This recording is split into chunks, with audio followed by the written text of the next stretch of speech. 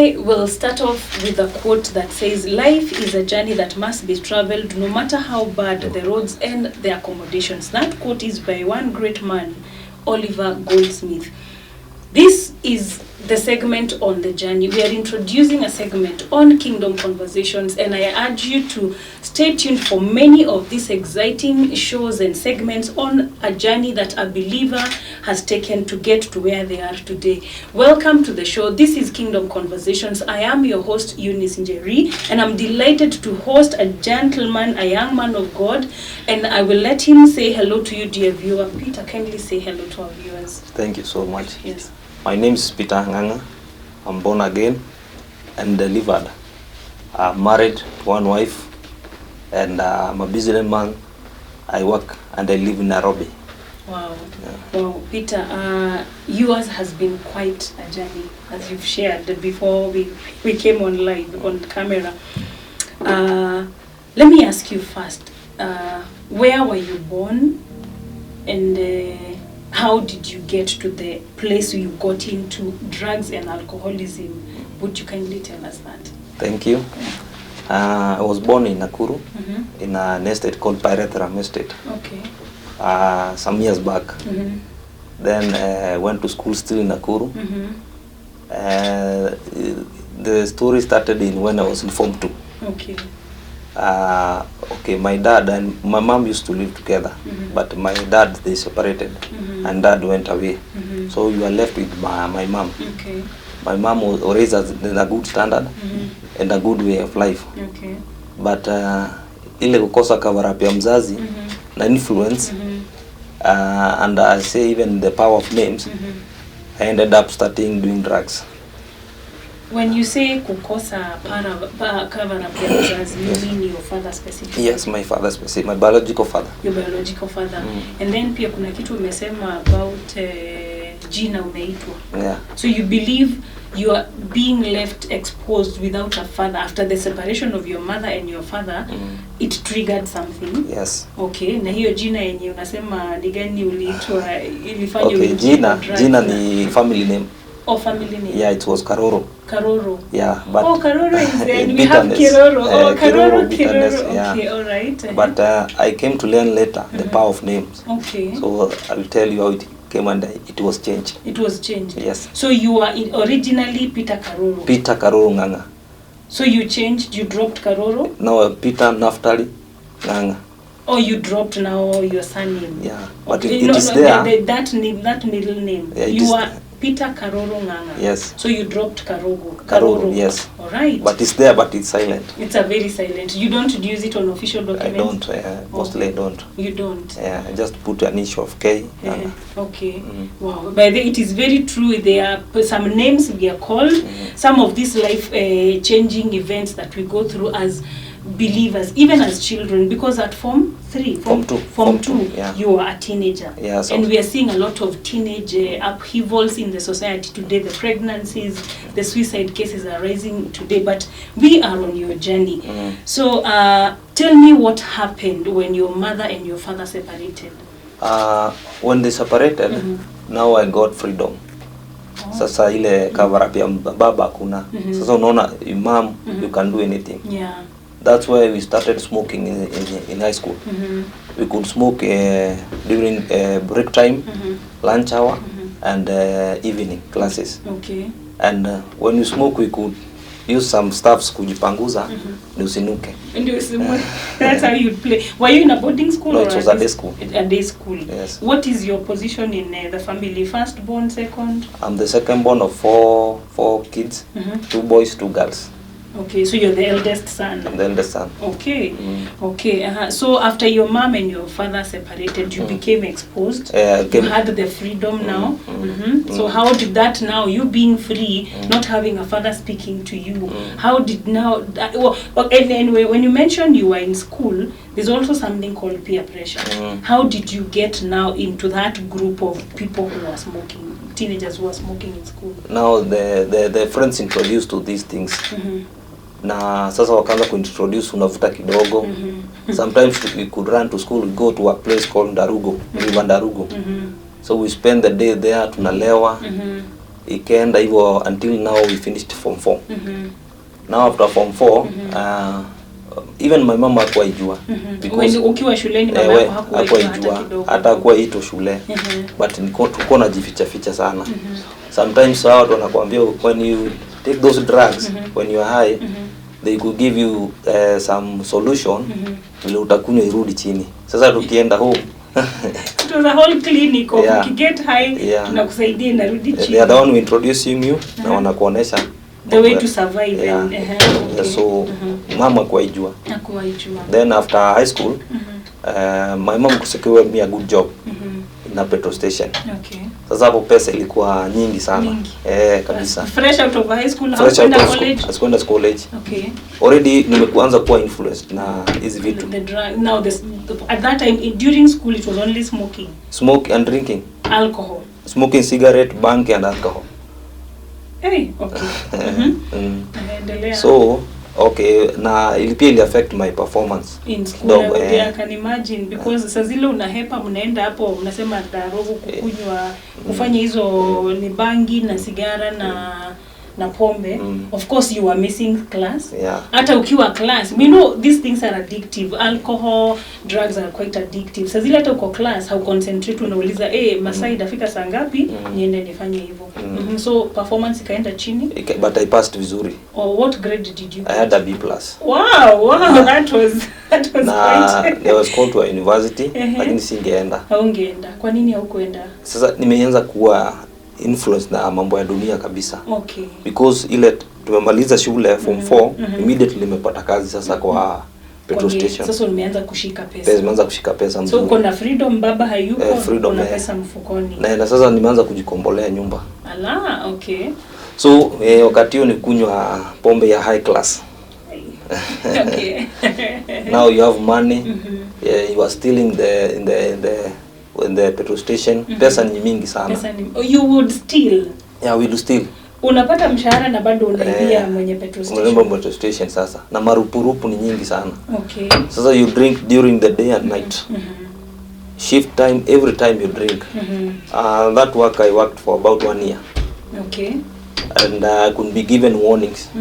So your employer alifika mahali akajua this person is because nakuja late, nakuja job nikiwa mlevi. Na napewa warnings. Alifika mahali ikakuwa too much. Yani nikapata short kubwa. Na then I was sacked. Ukafutwa kazi sasa. Now it was 1 year. 1 year nilifanya hapo 1 year. Kuvutwa kazi sasa ile kitu imeingia kwa damu. Huwezi wacha. Solution ni utafute kwenye utapata. Sasa kibarua pia hakuna vitu kama hizo. Now I ended up hapa medical. Hapa Tuvare General Hospital. I met some guys wakaniambia wewe sasa kama una job kuja tukupe kibarua hapa hivi. Sasa aim yako ni upate tu ile ya kusatisfy ile ni addiction. Umekuwa addicted tayari. Na pesa imeisha, hatuna kazi. So they gave me kibarua hapo. We started kibarua ya kutengeneza coffins. Sasa wewe kazi yako ni kupiga sandpaper, kufagia. That's what the kibarua you get there. Nao tukapatana rafiki mwingine pia hapo. Alikuwa anauza pombe. Sasa huyo naye tukaingiana. Nao hii pombe iko inafichwa kwa graves. These old graves. Graves za zamani. Zimejengwa ziko na kitu juu. Sasa polisi hazijua. Zinafichwa huko ndani. Hizo dawa zinafichwa huko ndani. Mimi pia nikaanza kuuza. Tunauza na tunakunywa nao. Sasa ikaendelea treat one extent. Kuna zingine tulikuwa tunapatiwa za mochari, chupa inatoshana hivi. Dawa ya mochari. Vijana wa ojo medical the morgue attendants. The morgue attendants, they could bring us a bottle like this one. So you break because sasa umetumia ile hata uendi high. So you break the bottle unakunywa. Sasa unashinda ukiwa high. So hiyo dawa ya mochari, let me ask you because our viewers are watching and I'm sure they would want to know. Hiyo dawa ya mochari ni ya kufanya nini? Ni ya kufanya ukue high zaidi? High zaidi. Is it a chemical? It's a liquid. It's a liquid. Kadogo tu hivi, a liquid. It's a liquid in form. Na zinafanyanga nini kwa mochari? Sasa una interest? Hauna interest. Ya kujua ni nini? Wewe mnaletewa tu. You take them, you go high. Na That's lifestyle. That's the lifestyle. Okay, I heard you somewhere else where you were talking and you mentioned about you even got to a place you started living with women who were not. Sasa that time that's much after. Just narrate the story. Okay, after that sasa unaona umepata hiyo sasa kibarua ya kutengeneza masanduku. Life inaenda ikiharibikaga. Okay. The life is getting worse and worse. It is getting down for you now. Yeah. It's a spiral downwards. Yeah. Now even to the next extent, now even the society, even the family, they start rejecting you. Your mother, your sibling, neighbors, relatives, because sasa imekuwa too much. Because singekaa na wewe hapa na kibeti iko hapo na you have been a big pocket, okay? Yeah. So even the society, even the family, they start rejecting you. Your mother, your sibling, neighbors, relatives, because sasa imekuwa too much. Because singekaa na wewe hapa na kibeti iko hapo na you have been a big pocket, okay? Yeah. Sasa na vitu za okay, mostly I could take my family belongings and sell. Sufuria, clothes, beans. Okay. To an extent, in my mom's house kuna shimo niko nimetengeneza kitchen. So I could time wakati hayuko naenda naingia natoa vitu. Ndio sasa nipate pesa. Na ile pesa utauza it's just throw away price. Imagine sufuria labda kama mamako amenunua sufuria ya 700 utaiuza hata kama ni 200. No, 50 bob. 50 just to ama that one cup, inaitwa cup hiyo moja. Ama your stuff sasa. Oh my god. So ikakuwa worse. To an extent even sasa parents baka wameenda kwa chief. Wamesema you are beginning curfew usifike hiyo the zone.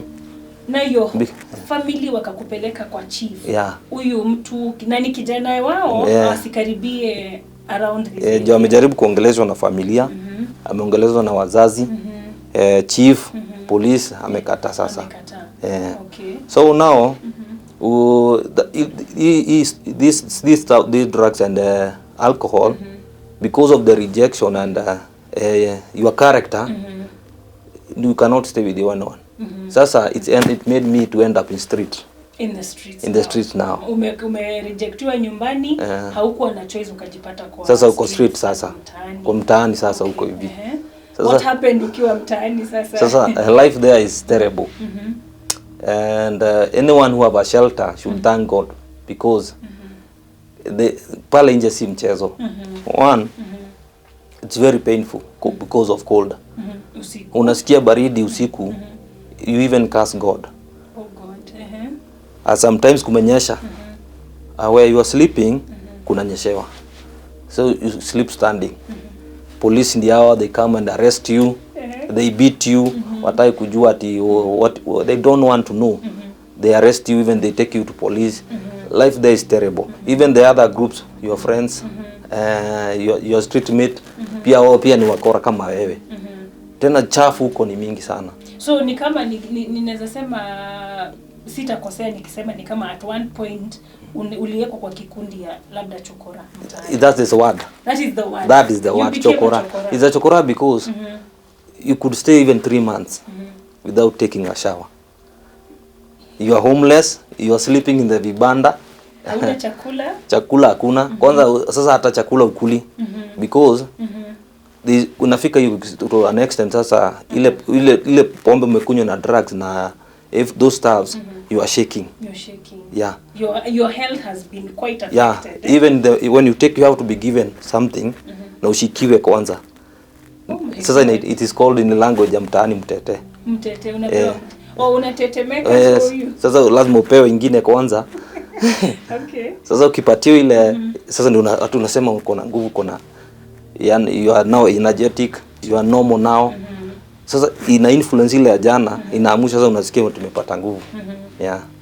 Wow, okay. So ukaanza sasa ulikuwa mtaani. From mtaani ulipatana na wanawake? Sasa uko mtaani unaanza you start manipulating people. You lie to people. And God had given me an innocent face and when you come to someone, when you explain to him, anakupea pesa. And sometimes people even could beat me because nimekuambia my problem, you give me like 200. Within umeenda round hivi tunakutana. Now I'm high. Naanza kukupea ile story. Now even that person anamwambia hebu enda ama nikuchape. I will give me my money. So you see, hiyo ilikuwa a very hard life. Okay. Hata kuoga ilikuwa shida. I remember like my sister, my firstborn sister. He could track me. He could track me where I am. Now she makes sure she comes where I am. Came and peleka to the account easy choo za Kanju. Zinakuwa na bathroom huko. Yeah, unaoga. Hakuna kuoga. Hizo vitu zipendi maji, you can't bath. Okay. So he forces those guy kufungia huko ndani. So what you do is just touch waters, touch your face, then you come out. When you came out, your sisters ask you, why? When wedhaba? Yani meaning, umeoga. Sasa anakupeleka na kununulia nguo, na kununulia viatu. He spend the day with you. Nakupeleka kwa hoteli. You eat, then he can't give you even 10 bob. Because sasa najua nikimpatia atarudi huko tu. Okay. Yeah. Okay. Sawa, sasa tumefika sasa from all the way from form 2 umefika, umeteremka, life has gone down. Kuna maduka mahali labda sijui ulienda kuiba nini, all that? No, all that? mostly no. Mostly I could steal from my family and manipulate people outside there. I lie to people huko nje. Ungempatana na mtu anaitwa Eunice, unamdanganya wewe kwetu iko hivi na hivi. So Peter, imefika mahali dada yako anakuja na kuangalia, unamchezea, unamuenjoy, umefika mahali unaanza kumanipulate watu. Ni nini hasa unakumbuka saa zile ulikuwa mtaani kile kufanyikia ambacho kilifanya ufunguke labda macho ukajua hapa lazima kuna jambo? Okay. Sasa kabla hiyo ndio now to maintain that alcoholism. Unaona sasa tumetoka huko kwa makasanduku, umeona your life imekuwa too much. Na kibaru utapata ni kuchimba choo, hizi kulimia watu. Sasa nguvu inaenda ikiisha. And you have no place to sleep. Hakuna mahali utakula, nobody can accommodate you, not your family, wamekureject sasa. Now you end up sleeping in streets. Unalala kwa vibanda. Unakuwa unavaa gunia pandi na ama unavaa pandi. Sasa unaangalia ile kibanda inakaa mzuri utaingia. Okay. Ama sometimes kuna lala kama hapa mosque hapo nje, kuna hapo hizo basi za Mombasa, you sleep there. Chini ya basi. Kwa veranda. Kwa veranda. Na hapo mtachapo. Ulizo lazima mtachapo. Now one day ni hata shabab ama mneno you talk with the watchman, he give you a permission to sleep on a corridor. Then anakuambia ikifika 5 you wake up, go. Now that's to risk your life because anything can happen. Yeah, there's several incidents may happen kama hizo umeziona. Like one, sometimes nienda kwa kibanda, ukilala kuna siku moja hapo panaitwa town pale karibu Toto. Kuna kibanda zilikuwa hapo za wamewachai. So nikilala nikasikia nimeguza miguu. Kuangalia ni mguu ya katoto kadogo kamelala hapo. Kameachwa. Sikutaka kujua, niliamka immediately. Nikashika mguu nikaenda kutafuta mahali pengine. Juu ungewekelewa ya kwamba huyo mtoto ni wako ama unalaumiwa na serikali. Because sasa umelala unataka ku stretch. Ukasikia nimeguza kitu. Kuangalia nikaona ni mtoto. So huyo mtoto tuseme nikuulize alikuwa na kama miaka ngapi ama mimi? Is a small boy because niliguza na mguu nikasikia ni katoto kadogo. So nikatoka hapo. Hata sitaka kuangalia tena. So hata mkiwa mtaani mlikuwa mnajua your life is in danger, na pia mnaweza patwa on the wrong side anytime. Yes, because kuna sometimes even you could hear wakora wakichapa mtu. Na uko you in kibanda. Now sasa hapo you tell God. Nisaidie. No, unasikia sometimes they are fighting, even they touch where you are sleeping. The kibanda mahali mabati ama gunia, those gunia. Okay. And you don't want, so unavumilia mpaka wanaenda. Like another one here in Shabab. I went to a shop. I was so hungry that day. Hungry. Na by the way our foods ilikuwa tu chapati and soup. Chapati soup and soup. So ni kama ukiwa na 20 bob na you are very umeshiba. hiyo ukikula hivyo sasa chapati unakata kitu unaekea soup with that. That's enough. And you cannot take anything hot. Yeah. Because sasa umejaribu pombe, especially when kama hujaonja, you cannot take food. Hey. Yeah, so take something cold water hivyo. Okay. Those things are not good things. Okay. One day I went to Shaba, hapo Shaba. Hapo Happy Church. Kuna vibanda tulikuwa nalalaga hapo vijana. Okay. I went to a shop, I told that guy, saa niko na njaa, so nisaidie hata mkate nusu nikule. That guy chased me. Even I'm very sorry for that guy because I see like it's the one nilikosa. Unajilaumu. Alipokataa nikavuka next. Nikaenda sasa vijana nao wakanikaribisha na kupora. Naona kama uko na kitu. Yaani nakwambia ulale huko mwisho ama pande nyingine. Okay. Within 15 minutes there, that shop exploded. Wow. That really touched me. What happened to the shop? It was like wanasema ni meko. Or do nini? It's like a meko. Ile gas ikalipuka. Sasa ilichoma ile duka yote plus the owner. Akakufia ndani. Na alikufukuza juu ulitaka tu mkate. Nimwambia nipe tu mkate. Nipe kitu ya kula. Niambia kwenda huko mtu mzima enda huko. So nikaenda nikalala next. After that shop exploded, mimi nilitoka tu hapo. I went now to look for another place. Yes. Ulifika mahali ukaona ni kama labda ni vile alikunyima ikamfanyikia hivyo. So nikuulize hiyo wakati saa zile umetoka shule, miaka huyo mmoja umefanya kwa petrol station, kwa streets, ulikuwa na kama miaka ngapi? I was grown up above 18. Above 18. You were above 18.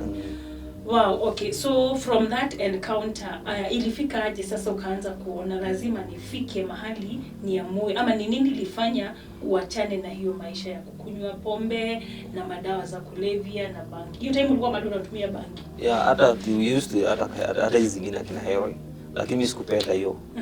Because sometimes ukienda kujidunga hiyo kitu ni strong. Before malize you high. So you sleep. Before you even finish, before you pull off the needle, you're already high. You're already high. Sasa maybe mpita njia mwenye ameguzwa na Mungu ndiye atatoa. Ama Mungu God's help you unalala vile haita nini. Nao sasa ina suck blood. Oh my God. Sasa mimi nilikuja nikaogopa hiyo. So I just loved the other one simple. The simple. Tena niliogopa ukimwi. I feared AIDS. Because sasa you are sharing those. But hiyo mostly tulitumia Nairobi. Ulitumia Nairobi. So ukatoka hapa ukagraduate ukaenda to the big city, mji wa mataa mingi. Ukaenda, you still continued with that? Yeah, to go to Nairobi. Now sasa hapa ile comfort zone ya home ya wazazi hiyo zifika sasa. Na sasa umeambia ukionekana huko ni hatia. So you think about your people, your family. Okay. They're in Kiambu. So nafikiri wacha niende Kiambu nitasaidika huko. Because sasa hii shida imekuwa nyingi ya huku. Trouble in the night. Those hard life. Ukifika huko already familia wameambia umekuja huko. You stay with your father accommodates you. But your biological father? No? My biological father. So he was in Kiambu? He was in Kiambu. So akakuchukua tena? But sasa anajua wewe umeshaharibu maisha kabisa. And sasa hiyo iko state nyingine ya kuhurumiwa because hata nguo una umekonda. You stay with your father 3 to 4 days. You start. Ama unachukua unampora pia. Unampora. Okay. Then sasa you are chased. Then I came to Nairobi. So Nairobi there, sasa the life is worse. But now as nilikuja Nairobi ndio sasa Mungu naye alianza kunikaribia. Okay. How ulijua aje, ulisikia aje Mungu ameanza kukukaribia? What made you think and feel God is either after my soul ama ananikaribia ama ananitafuta ama ananiita nirekebishe? Nilikuwa nakutana na watu. When somebody speaks you anaambia hapana. You have a good destiny. Unaenda kwa mwingine ukimuomba na yes he will give you ama anakuambia twende mahali fulani we sit now we talk he buys you food and anataka kujua what's those small concerns nikaona Mungu ana mpango mzuri juu. So unaweza sema confidently ya kwamba Mungu alitumia watu aanze kuongelesha. So ikaanza kusink ndani, nahitaji kubadilika. Mungu kuna maisha mazuri hata because mtu akikuja kuambie no, not you, you have a greater destiny. So hiyo kitu inaanza kukuguza ndani.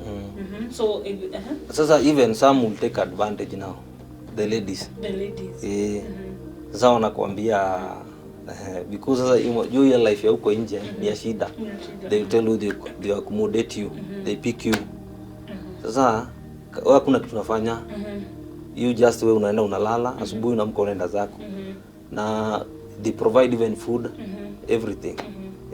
But now they're actually using you. They are using you. Na wengine ni walevi kama wewe. Sasa mko walevi wawili. But because labda kuna mahitaji shelter. So they actually got you on the basis of I'll provide shelter and I'll provide food for you. But there were other things that you were doing? Like mkiwa sasa tuseme umechukuliwa na madam anaitwa sijui ni muite nani. So mkiwa kwake kuna majukumu zingine ama ni sasa you are like a father of now. That's a single mother who has picked you from the streets and telling you I'll offer you shelter and all that. It's like now lakini you don't know what the responsibility of a father. But you are there just a man. You're just a man. Okay. Sasa sometimes hata anaenda kuache. Unajua ni kwake sasa huwezi muuliza. Wangetoka na kuacha narudi saa zile nataka. Bora kuna mtu anaangalia watoto wake. Okay. How many of those women did you interact with or? They are like two. Okay. Would you share maybe any? I don't want to ask so much. So okay, Mungu sasa alikuwa anakunenea. Destiny yako ni kubwa. Na unajua natunenea through people most of the time. Destiny yako ni kubwa. Ilifika wapi ukaamua sasa this enough is enough and I want a change? Because you're a changed man now. Yes. It's by God's grace. I came back to my mom. I lied to her. Nikamwambia now I've changed. Okay. So she welcomed me home. No, that is Nakuru now. From Nairobi to Nakuru. Okay. It was to and fro. Ilikuwa hivyo to and fro, Nairobi, Nakuru, Kiambu, that. So when mama didn't welcome, nikamwambia nimekuwa good boy. It was just 1 week. Kwa bad boy tena. Sasa alikuwa ameniachia kazi, ananiachia kazi ya kufanya. So that time ndio nilikuja nikauza simiti yake moja. And hakuongea. So mafundi nilifikiri tutakula nao, but they refused. Nilipouza nikaenda kwa peki tu akata. Nao mama akakuja, wakutaka mimi nijue, wakaambia mama. Then when they told mom, mama akanyamaza. The next morning niliona Land Rover imekuja home. Land Rover. Polisi. Ya polisi. Kachukuliwa? Wapi jambazi, kachukuliwa. Nikaeko pingu, nikapelekwa. Okay. Nikastakiwa, nikaenda kotini sasa. Sasa I'm the process now ya kukutana na Mungu. Ndio nilipelekwa Nakuru police prison. Okay. Nikapelekwa rumande kwanza. Okay. After rumande I went back to court. Okay. Now the judge asked me, did you do this and this? I accepted. After accepted nikarudishwa. Your probation akaulizwa, probation officer was asked, do you have something to say about this man? He said he's a first offender na anaweza fungwa kifungo cha nje. Sasa hapo nilipata bahati nikatumia probation officer nikafungwa nje 1 year. Haukufungwa ndani. Sikufungwa ndani, but I was given a card. I could go every day and sign. Okay. And now sasa hapo nimealign nataka kuwa sober. I am doing my best because sasa ukimess up utafungwa ndani na ile kifungo iongezewe. Okay. Sawa. Peter, on that note we are going to end the part 1 of Peter Ng'ang'a's journey. His has been quite a journey of having walked in the mud, been in the mud, and now he's actually shining and doing great things. A family man, married and happily married, and I believe he's going to go places. What is your journey like? Would you like to share that journey with us? You can get in touch with us on the numbers that will be provided on your screen. If you are a kingdom man, a kingdom woman with a story of triumph, on how you can get from a place and how the grace of God can actually move you from one level to another level, we would actually appreciate a call from you. We are ending this part. Kindly keep it the Oracle Television Network. The future is here. Thank you.